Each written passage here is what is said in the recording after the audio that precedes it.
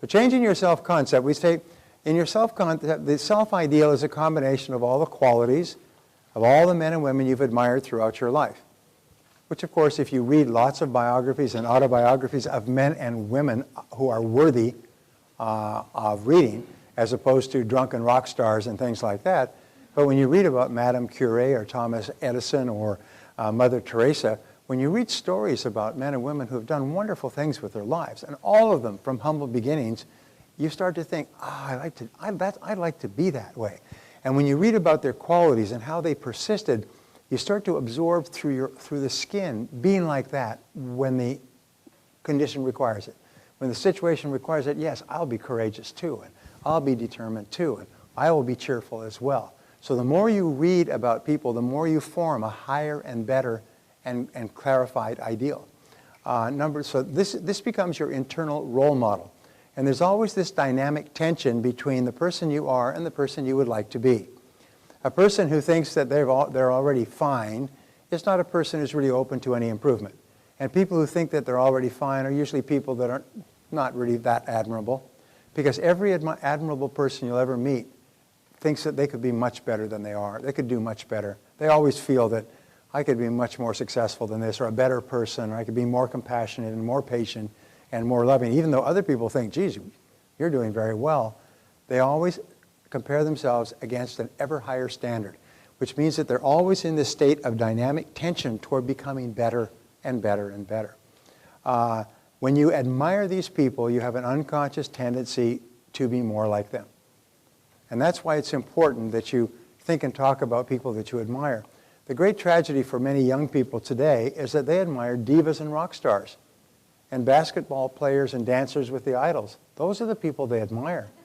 And you can tell who they admire by who they watch, who they tweet, who they look at, who they replay, who they discuss, and so on.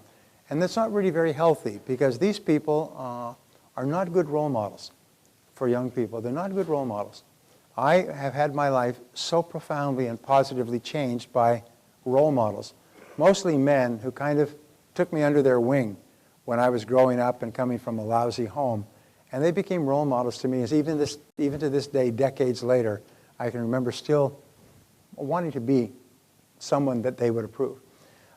Somerset Maugham was once asked why he wrote so prolifically, and he had a beautiful line, which I think applies to life. He said, "I write to earn the respect of the people I respect." And what I have found is that that's what we do in life, is we do the things we do to earn the respect of the people we respect, and at least not to lose their respect. And many of us would go through tremendous privations and sacrifices not to lose the respect of someone whose respect we value. And so thinking about whose respect you value is a really important point. Who is really important in my life? Who do I really respect?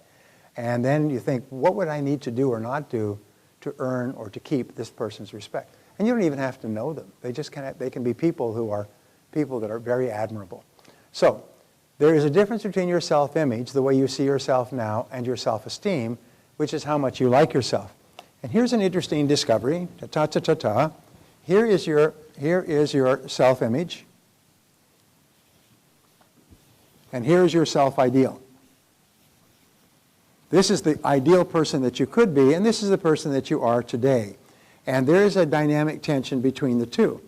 And whenever you do anything in the present that is consistent with the person you would like to be, your self-esteem goes up. You like yourself and respect yourself even more. Whenever you do anything or say anything, you get mad or impatient or short-tempered or something. Whenever you do something in the short term that causes you to move away from the person you would really like to be, your self-esteem goes down. So successful people are always trying to adjust their behavior so their behavior is more and more like the person they would ideally like to be, the person they admire the most. And then each time you do something that's consistent with the best person you could be, you like yourself and respect yourself more. And it becomes a lifestyle to constantly be doing the things that you know that others would admire. The things, the quality, doing the behaviors that the people that you admire the most would engage in. Very small thing, but a very big thing. So your self-esteem is largely determined by the gap between your self-image and your self-ideal. And is it contracting and getting smaller? Then your self-esteem is high. If it's getting wider because you fell off the wagon, you did or said something, that you're not happy about, that's not me, then your self-esteem will go down. So striving to be like your ideal causes your self-esteem and self-confidence to go up. And then when somebody gives you a compliment that is consistent with your being a better person, then you really feel happy because you really feel that you're moving toward that great goal. So the stages of changing your self-concept are, number one, the change must be perceived by you as being both desirable and necessary. Remember we said before, changing a light bulb, the light bulb has to really want to change. Well, for you to change, you must consider it to be desirable, is something that you want, and necessary. This is something I need to do if I'm really going to realize my potential. And so if your self-concept, you want to have a self-concept of a very well-controlled and organized, positive person, you say, this is something that's essential if I'm going to achieve maximum influence in my circle, or even become a great salesperson. If your self-concept is you want to be very well organized, and you need to be well organized to be successful in a competitive business, then you consider it to be both desirable and necessary. And that's the motive force that drives you. Number two is begin thinking about yourself as you would like to be. Sort of turn it over in your mind. John Asseroff, who you see tomorrow, great guy, he's done a program which he'll tell you about. It was called The Inner Game of Financial Success. And he got a call from a man named Timothy Galway. And Timothy Galway, 30 years ago, I read the book, wrote a book called Inner Tennis. And he's also written Inner Golf. And what he says, which is completely consistent with what we are learning here, what he said is if you want to be a better tennis player, imagine that you were a world champion tennis player already. Just imagine you're a world champion. As you move, as you swing the racket, you've seen them on television, just act as though, and think, I'm a world champion. And think of how you would act if you're a world champion. And surprise, surprise, your performance actually improves. You actually play better tennis just playing with the idea that you're a world champion. And if you're if you want to be a better golfer, then play with the idea that I'm already a great golfer. I am a great golfer. And just imagine, this is what you like, just imagine that you're already a great golfer and you'll actually end up playing better golf. He calls it the inner game of tennis, the inner game of golf. And it's the same thing with you. When you imagine yourself as already excellent at what you want to do. I told you about my friend who I helped him to envision being absolutely excellent at karate. And instead of being stressed or tension, just think about yourself. You're already a champion. One of the best people. All these people have come to see you because you are so damn good at what you do. And he walked on there and he smoked. He got higher grades and won more contests, and he's still doing it, than he ever had before. And he said it was easy. It was easy because your subconscious mind organizes every single motion so it's consistent with this new picture. Begin to visualize and create clear mental pictures. A visualized picture is a command to your subconscious mind, and when you visualize yourself performing at your best, your subconscious mind organizes your behaviors and actions on the outside so they're consistent with the picture that you just fed. It's almost like the picture is the command or the seed, and your subconscious mind is the garden. And what it does is the subconscious mind grows the behavior that you visualized. All the work on self-image psychology is really exciting. Visualize yourself as positive and confident. Visualize yourself as successful. Visualize yourself as happy. And what happens is you begin to behave on the outside consistent with that picture, but it's natural. You feel natural with the new behavior. Practice your visualization over and over again, because every time you visualize, as we said, every time you visualize, your subconscious takes it as a new command, like you just did it again. You just performed excellently again, and you just keep replaying the picture. Before every event of importance, you'll find that success, well, I'm probably jumping ahead of myself. Your image must be clear, vivid, and exciting. That means the greater clarity your picture of yourself performing or your picture of yourself in the future, the faster it comes into your reality. Vividness is the most important thing of all. That's why if you go and see a house or take pictures of a house and take those pictures and put them where you can see them, read Architectural Digest, which has beautiful homes, or Homes Beautiful, or Sunset Home and Garden, Beautiful Homes and Garden, and read those pictures so you feed your mind with these photographs, almost like feeding them into your mental computer. Then your mental computer strives to put you into the kind of home that you desire. Quick story. A couple came to my seminar when I was living in Edmonton, and the family was from Toronto, 3,000 miles east, and he was transferred out to Edmonton. Edmonton was booming, and so they put the house on the market. The wife was busy starting to pack things up. He came out for two things. First of all, to meet with the people. He was coming in as a senior executive, and also to find a home. So he met with them for 2 or 3 days, and then he called a couple of real estate agents in the paper, and he called one, and he said, I'm looking for a house like this. Okay, let me jump back. They had started using this process because they had been through my seminar in Toronto about 3 or 4 years before, and what they did is they went out and they got a scrapbook, and they began cutting out pictures of beautiful homes from beautiful magazines and putting them in the scrapbook. This was their dream home. And then after about 3 years, he got transferred. Well, they put picture after picture after picture, and what they told me was one day they came across a spread in the magazine Better Homes and Gardens, and it was a perfect house. It was beautiful. It was composite of everything: a living room, bathrooms, views, yards, view from the front over the valley. It was lovely landscaping inside, bedrooms upstairs. This was a composite of everything that they wanted in their house. So they cut out this complete composite and put it into their scrapbook. And every weekend, they would take it out, and they would just open it up, and they'd look at it. Just kind of feed their mind with this picture. And they'd open it, they'd turn the pages, they'd think about walking in this house and going in this living room and cooking in this kitchen and in this bedroom and a view from the house. They did this every single week until he got transferred. Well, coming back to Edmonton now, he phones a couple of real estate agents. One is of no interest. The other one says, you know, the house that you are describing, and he was describing his house, dream house from Better Homes and Gardens, he said, it's not available right now, but it's going to be listed on Saturday by my company. He said, I can take you out to see it at that time if you're interested. And he said, sure. So his wife arrived on Friday night, and they had dinner, and the next morning the real estate agent picked them up at the Westin Hotel, downtown Edmonton, and took them out into West Edmonton, which is the best area, drove them up to this home, and it was the home from Better Homes and Gardens.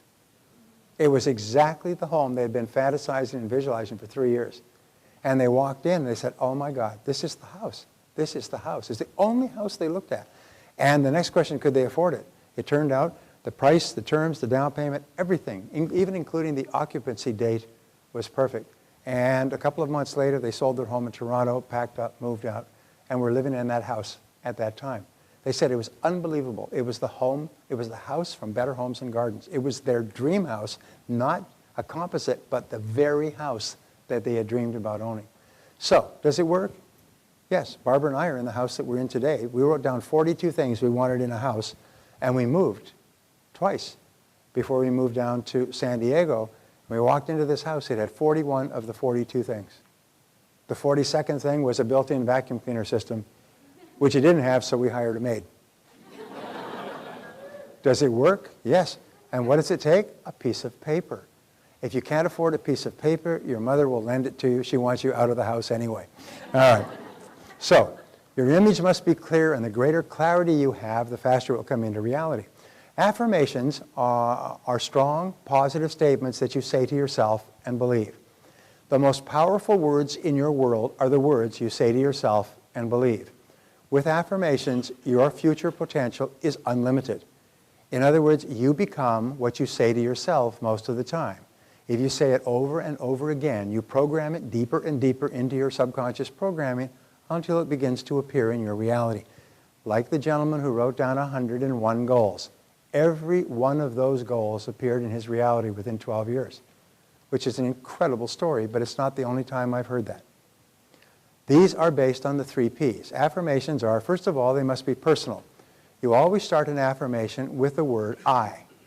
I am, I earn, I achieve, I weigh. Second of all, I like myself. I like myself. I like myself. Second of all, it must be positive. I am responsible.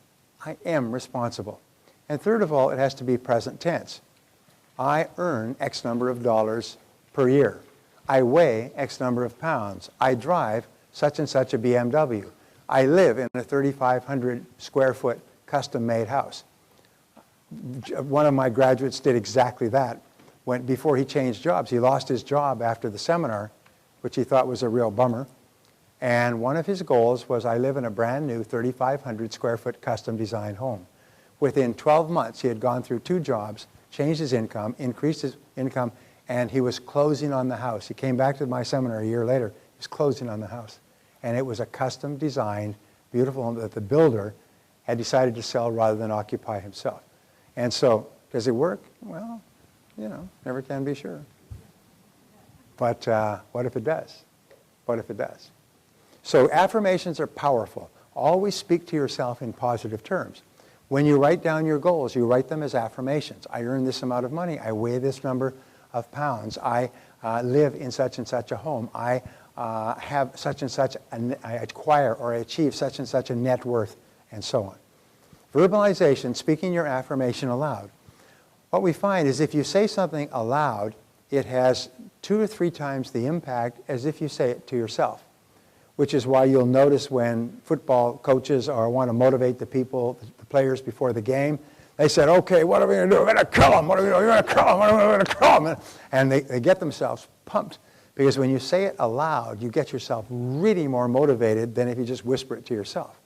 So standing in front of a mirror and reading your goals or speaking out your verbalizations, I like myself. I like myself. I can do it. I can do it. I feel terrific. When you say it out loud and you say it to other people. If anybody ever asks me, day or night, how do you feel? I always say I feel terrific. I feel terrific. I feel terrific. And even if I don't, even when I was going through my cancer treatment last year, which was a very interesting experience, when people say, how are you doing? I say, I feel terrific. I feel great. Everything's going great. Terrific. Terrific. Now, that might not have been completely true, but I was telling the truth in advance. So verbalization is really important. You increase the impact of your affirmation by 80% by simply saying it aloud. By simply saying it aloud. 6, assume the role. Act as if you were already the person you wish to be. Walk and talk and act. I tell salespeople, if you really want to be impressive, when you go in to see a client, imagine that you are extremely wealthy. You're worth $100 million. But one of your hobbies is calling on people for a friend of yours who owns a company. So you like to make sales calls because you just sort of like getting out there and getting among them. And so you walk in as though you're worth $100 million and just could not care less whether this person buys or not. You really like to be able to talk to them and find out what their needs are and help them if you possibly can. But whether they buy or not, you couldn't care less because you're wealthy. You're just doing this, you know, for a friend. And when you have this attitude, I'm already wealthy, it takes the desperation out of your voice. Especially if the business is bad and the business is slow and you need the sale, you start to get a little bit desperate. There's a little edge in your voice and the customer says, ooh, na, na, na, na, na, na, na, na. Watch out here. Whereas when you're really relaxed and you don't really care if they say yes or no, you do care. I mean, that's clear because you've come, but you're not really upset about it or really concerned. They're much more likely to buy from you when you're more relaxed. So assume the role. Just act as if you were already the person. If you want to be popular, act as if you're already popular. Treat people as if you're already popular. Now, here's what we said before. The feelings will generate the actions just like as the actions generate the feelings. If you assume the role and walk and talk and act as if you're already the person you want to be, the feeling will generate the actions and you'll actually behave that way. And then as you behave that way, it'll generate the feelings. This principle of reversibility is very powerful. It's very powerful. Just act as if you were already successful. You can act your way into feeling by pretending that you have the quality already. We say, fake it until you make it. Because if you just pretend you have the quality, within a matter of minutes, you'll start to feel the quality. If you pretend that you're confident, you'll start to feel confident. If you pretend that you're happy, you'll start to feel happy. Frank Bettger, who wrote one of the most important sales books of the last century, was called How I Made My Way from Failure to Success in Sales. And he talks in the first chapter, and that's all you really need.